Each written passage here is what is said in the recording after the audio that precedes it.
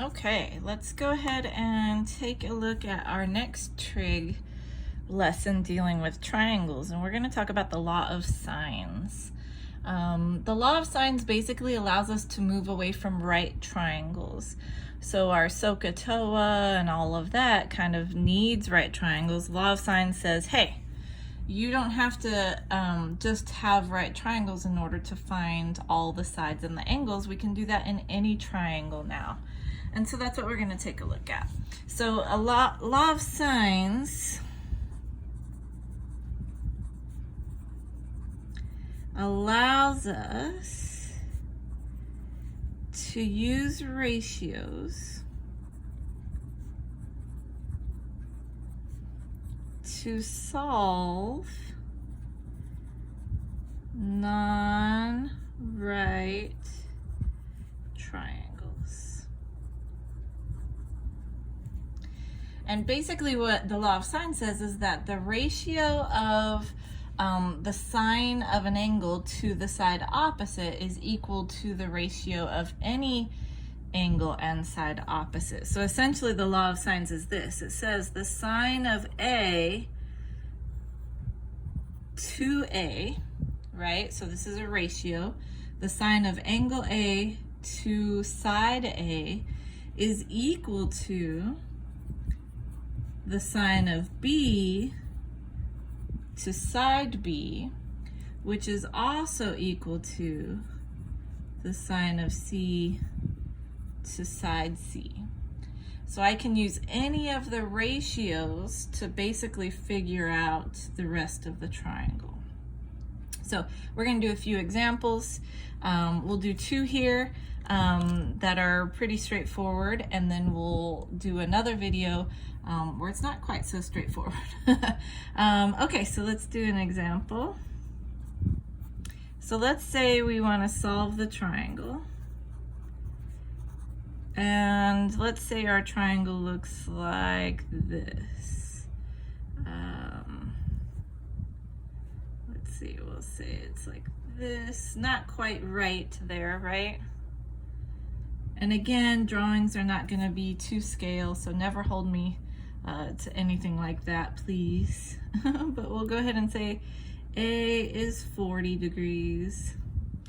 We'll go ahead and say that B is 60 degrees up here, and that C over here we don't know.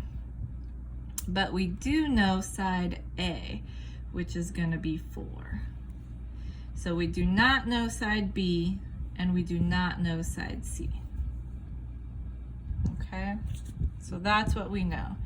Now, you might look at it and say, oh, do I have a ratio? That's where I want to start, right? First of all, it's not a right triangle, right? So I'm going to say, okay, not a right triangle.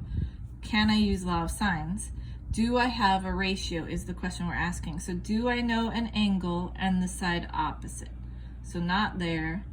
I know an angle and the side opposite. So we can use law of sines, and that's what we would do. Now, another way to easily see that is if, like in the last one where we write out basically our sides and our angles,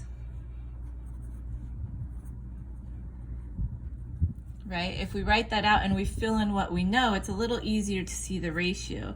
So we know angle B is 60. We know angle A is 40. We know side A is 4. So if you're looking here at our box, it's much easier to answer the question of, do we have a ratio?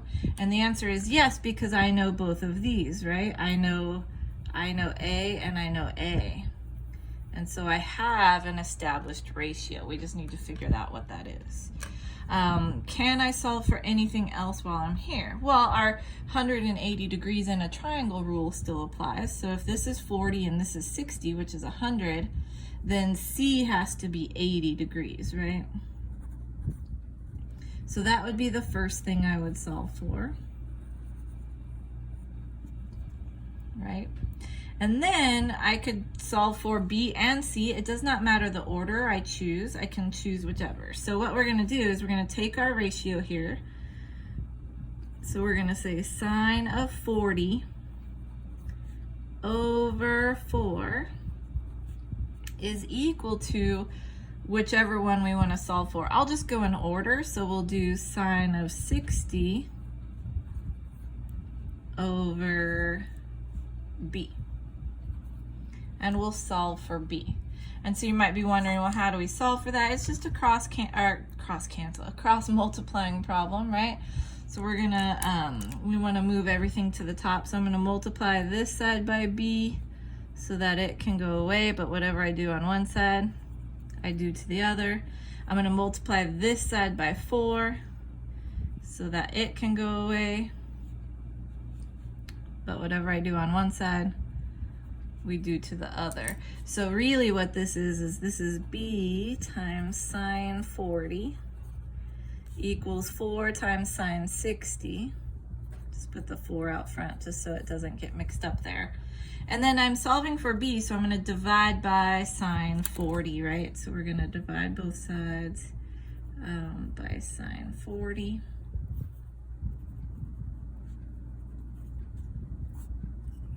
And then b will be whatever we get. So then we just jump to our calculator. On Desmos or whatever, you can use this.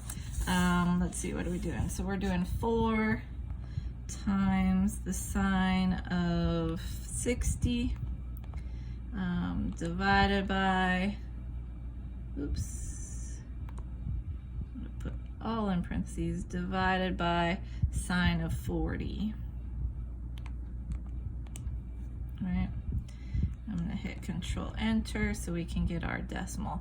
I want to make sure that the calculator did the right calculation, which it did, and then I can go ahead and trust my measurements over here. So we're going to go 3 decimal places when we use trig, just so we can be as accurate as possible. So we're going to do 3891, so it's just 389, 5.389.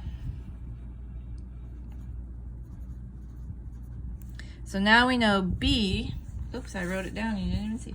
So now we know B, right, 5.389. So I can come up here and say, okay, we've got B now. So we've got C, we've got B. So now we just need little c. And you might be thinking, oh, we can use Pythagorean theorem. Well, we can't because this is not a right triangle, right? So we're stuck to using the ratio. The nice thing is the ratio is just this easy every time. So let's go ahead and do the ratio again. I would continue to use the A ratio just because 40 and 4 is known. 5.389, even though we know the answer, so technically we have a ratio here.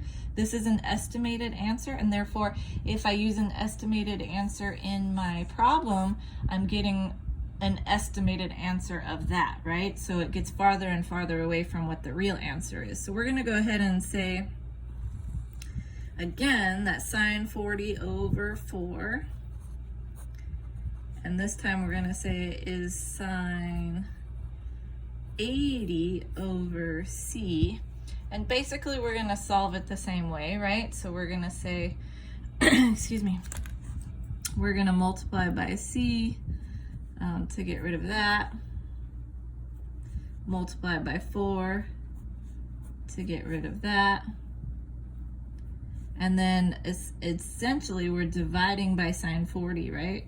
So we're going to divide by sine 40. Right, so we're going to get C equals 4 sine 80 over sine 40. And then let's see, what do we get? So we're going to get 4 sine 80. Oops, it did not press. Sine 80 divided by sine 40. Right, press Control Enter so we get the right answer. Make sure it's what I want to plug in. And then again, there's my values, 1283, so it's just going to stay 128. So 6.128 becomes our C. 128. So 6.128. And then that's pretty much it. So we're allowed to solve the triangle. Now, a couple things to point out. How do we know we're right? How do we know it makes sense? Well, here's the thing. The bigger the side, the bigger the angle should be, right? So if you look at our ratios here, we have 4 to 40, 5.4-ish to 60, which is good. This should be bigger if this is bigger. And since this is even bigger, this should be bigger than that, right? And so we can kind of tell that we might not be 100% accurate, but we can tell at least that we're on the right track. So, and we're good. Okay, so let's go ahead and do one more here, and then we will look at other examples in a separate video. So let's go ahead and solve a triangle again. This time our triangle is going to look like this. I'm going to draw this first. And again, forgive my drawings. I always try to make them look like they're supposed to look, but they never come quite out the way we want. So we've got ABC like that. We're going to say that this angle is 15 degrees. We're going to say that this angle here is 35 degrees. And the side that we know is going to be this one here. Okay, so like I was showing you before, we're looking for a ratio. Do we have a ratio? So you might think, well, I know this angle, do I know this side? No. I know this angle, do I know this side? No. I know this side, do I know this angle? And you might stop and go, no, but actually we do, because if we know two angles, then we know the third, right? So again, it's all about what do we know? And it's easier sometimes to tell when we write out everything in a quick organizational way, organized way. So we're gonna go ahead just real quick and put A, B, C, and it doesn't matter if you put angles or sides first, it's just a way to organize and see. We know that B is 35. We know that A is 15. So we can figure out that C is going to be 40, 50. So this is going to be 130 degrees, right? Okay.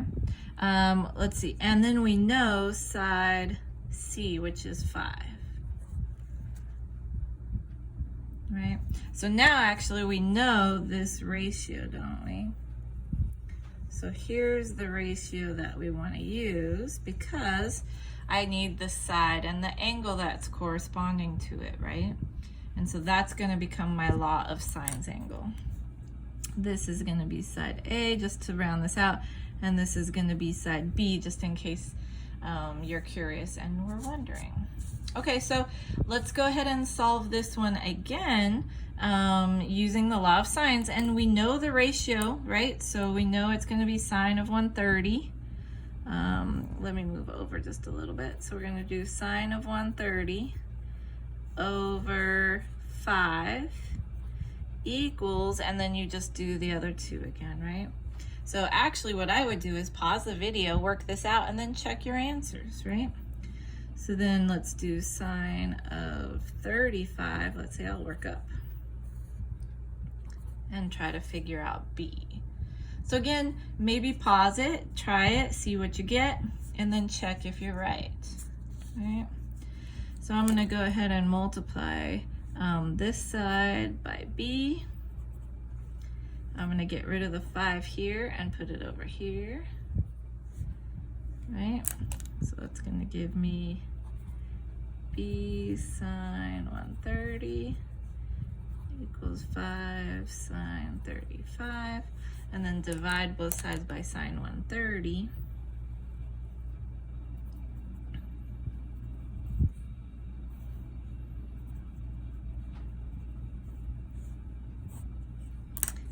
So then let's see, when we plug that in the calculator, right, let's do that. We're gonna get 5 sine 35 divided by sine 130. Oops, keep forgetting to hit Control Enter. So there we go. So we get, oops, you can't see it. 3.7437. So that 7 is going to make that 3 round up. So this is going to be 3.744.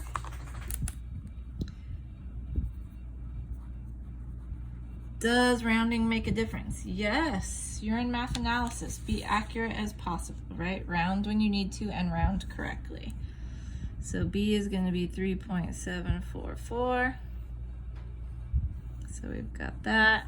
And then we want to do same thing, but we want to find A. So again, I could use the sine 35 and the 3.744.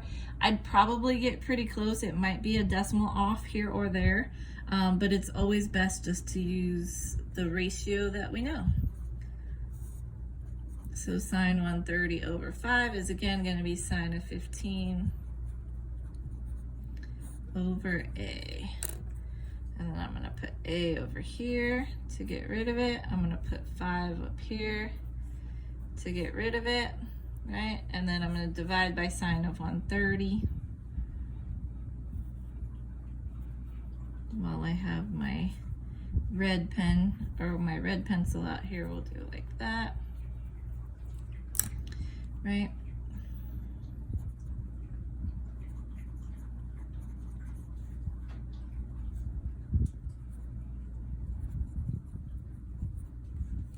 So these are gonna go away and then we'll get A. So let's go ahead and put A into the calculator and see what we get.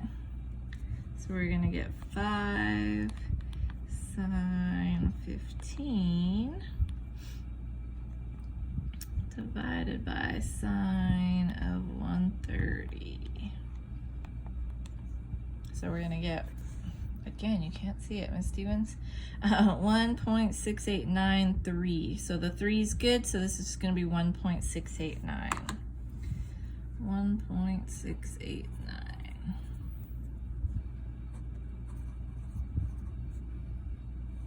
And then we're good. And again, just a quick check to make sure that everything's okay. If this is 130 and this is only 5, then 35 needs to be considerably smaller and 15 needs to be considerably smaller. So think about what this actually looks like in terms of the triangle and the sides opposite. All right, that'll do it for this one. See you again.